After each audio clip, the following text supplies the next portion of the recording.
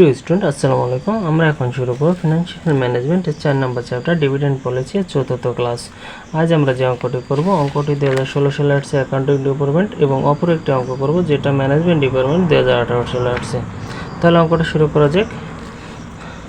এখন যে অঙ্কটি করব, অঙ্কটি 2016 সালে অ্যাকাউন্টিং ডিপার্টমেন্টে আসছে। আমাদের অঙ্কটি বলা আছে following information R available for company যে তথ্যটা দেওয়া আছে, market price per share P0 দেওয়া আছে 200 টাকা, ইপিএস দেওয়া আছে 12 টাকা 50 পয়সা, ডিপিএ দেওয়া আছে 5 টাকা, অর্থাৎ ডিভিডেন্ড পার শেয়ার, প্রাইস আর্নিং দেওয়া আছে PE রেশিও অর্থাৎ প্রফিট ভলিউম রেশিও যেটা আছে 4 টাইমস। রিকোয়ারমেন্টে আমাদের ইউজিং অল্টার মডেল ব্যবহার করে কস্ট অফ ইকুইটিকে এর মান নির্ণয় করতে বলছে, ডিভিডেন্ড পে আউট রেশিও নির্ণয় করতে বলছে, রিটেনশন রেশিও নির্ণয় করতে বলছে, ডিতে ইন্টারনাল রেট অফ ইনভেস্টমেন্ট নির্ণয় করতে বলছে। ফার্স্টে আমাদের গিভেন ডেট দিয়ে তুলে দিতে হবে P0 200 টাকা, ইপিএস 12 টাকা 50 পয়সা, ডিপি 5 টাকা, PE রেশিও দেওয়া আছে 4 টাইমস। রিকোয়ারমেন্ট একে আমাদের নির্ণয় করতে বলছিল কস্ট অফ ইকুইটি অর্থাৎ ক্যালকুলেট কস্ট অফ ইকুইটি কেই সূত্র আছে 1/PE রেশিও গুণ আছে 100, PE রেশিও মান দিয়েছে 4, ক্যালকুলেশন করলে 25%। এরপরে আমাদের রিকোয়ারমেন্ট ভিতে নির্ণয় করতে বলছে ডিপি রেশিও নির্ণয় করার সূত্র আছে DP ratio DPS by EPS গুণ 100, ডিপিএস এর মান 5, ইপিএস এর মান দেওয়া আছে 12 টাকা 50 পয়সা, সমাধান করলে পাবো 40%।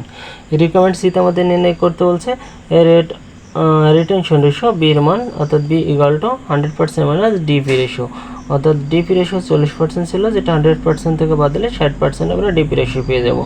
রিকোয়ারমেন্ট ডিতে বলছিল calculation the internal rate of return আর এমাউন্টটা নির্ণয় করতে বলছে মূলত P0 equal to D plus R by K E minus D by K. এই সূত্র দ্বারা আমরা সমাধান করলে পেয়ে যাব আর এর মান। সেক্ষেত্রে P0 মান 200 টাকা আমাদের দেওয়া ছিল, ডি এর মান 5 টাকা সেটা আমাদের পূর্বেই দেওয়া ছিল। এছাড়া আর এর মানটা আমাদের বের করতে হবে, আর কে এর মানটা আমরা রিকোয়ারমেন্ট এতে বের করছি। আমরা এরপরে ইর মানটা আমাদের অঙ্কে দেওয়া ছিল, ডির মানটাও দেওয়া ছিল, তাহলে আমরা সমাধান করলে আর এর মানটা পেয়ে যাবো 150%।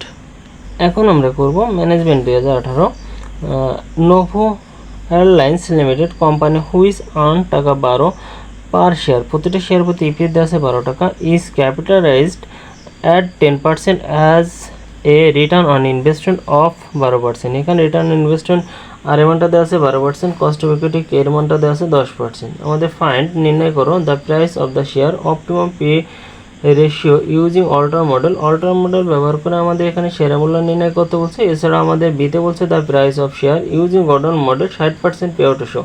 এছাড়া ডিভিডেন্ড 60% প্রদান করলে গর্ডন মডেলে আমাদের শেয়ারের মূল্যটা কত সেটা নির্ণয় করতে। এখন আমরা সমাধানে চলে আসবো। প্রথমে আমাদের যেটা দেওয়া আছে গিভেন দ্যাট আর্নস ই দেওয়া আছে 12 টাকা, ক্যাপিটালাইজেশন রেট কে এর মান দেওয়া আছে 10% 0.10, রিটার্ন অন ইনভেস্টমেন্ট আর এর মান দেওয়া আছে 0.12।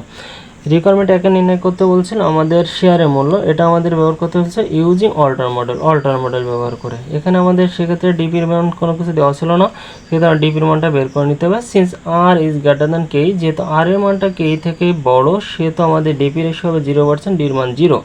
তাহলে P0 নির্ণয় করবো, ডির মান সেক্ষেত্রে আমাদের 0 থাকবে। ইর মানটা আমাদের পূর্বেই দেওয়া ছিল এখানে 12 টাকা, আর এর মানটা আমাদের পূর্বে দেওয়া ছিল, কে এর মানটা পূর্বে দেওয়া ছিল। আমরা সমাধান করলে পেয়ে যাবো 140 টাকা, যেটা আমাদের অল্টার মডেল ব্যবহার করলে আমরা পেয়ে যাচ্ছি তাহলে 140 টাকা এই শেয়ারের মূল্য।